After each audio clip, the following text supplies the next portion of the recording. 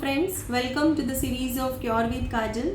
जो viral infection हम सब देख रहे हैं, लोगों का क्वेरी होता है कि मैम हमें कैसे पता चलेगा कि हमें ये वायरल इन्फेक्शन है या नहीं है। जो भी सिम्टम्स है वायरस इन्फेक्शन के वह है हाई ग्रेड फीवर, फटीग जैसे आपको बॉडी एक हेडेक हो सकता है, और बार्किंग कफ जिसे हम कहते हैं कि खांसी वगैरह शुरू हो जाती है। It may be a dry cough और अ प्रोडक्टिव कॉफ हो सकता है। ओवरऑल वीकनेस फील होता है, सुस्ती लगती है आपको, और काफ़ी बार हम देख रहे हैं कि पेशेंट को सांस लेने में भी तकलीफ हो सकती है।